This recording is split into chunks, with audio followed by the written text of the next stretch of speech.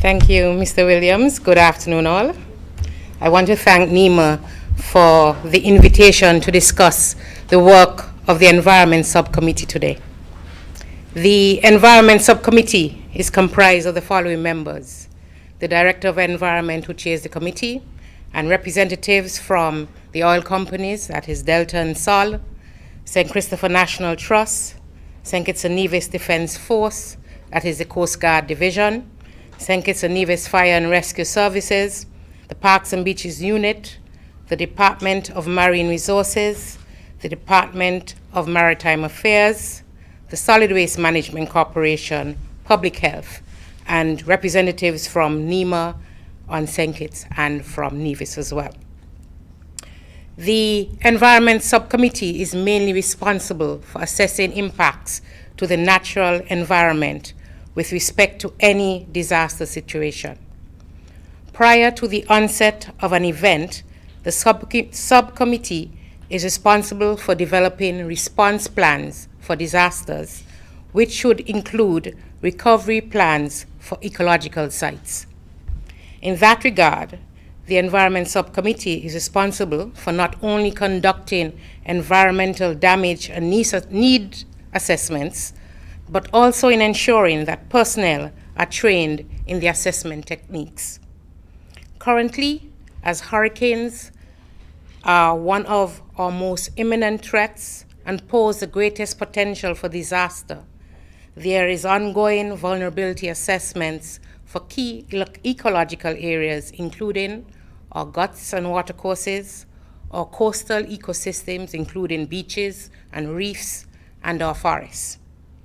Prior to the onset of a hurricane, baseline assessments are conducted for each beach on each island, as well as assessments of each hiking trail. Following a disaster, damage assessment is conducted for each beach to identify beach loss and ecosystem damage. The forest is assessed for landslides and tree loss, whilst trails are assessed for damage and accessibility. Alternative roads that run through forested areas would be assessed for accessibility. Waterways are assessed for blockage, and in that connection, we are partnering with the Water Services Department from this year to assist with the assessments in the forest. As it pertains to COVID-19, the environment is probably the only sector that has benefited from COVID-19. While worldwide lockdowns and stay-at-home orders, the environmental ecosystems have actually been granted a much-needed reprieve from human interactions. It has been noted in many media articles that as vehicular and foot traffic have lessened, natural ecosystems and biodiversity have consequently begun to thrive.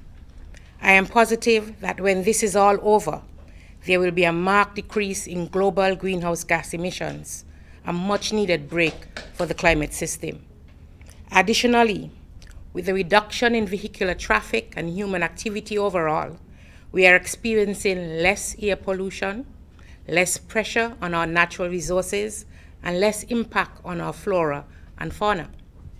Whilst the consequences of the virus have been so detrimental to the human population and the global economy, it has conversely resulted in a much-needed breather for the planet. I pray that the lessons we are learning from this virus impact are not lost in the noise. We have not been kind to our planet, and who knows, maybe this virus is a planet fighting back. It is my hope that our new normal provokes us into taking a much-needed new perspective on how we can discover real and lasting solutions that will be mutually beneficial, not only for mankind, but also for the natural resources that sustain us. Thank you.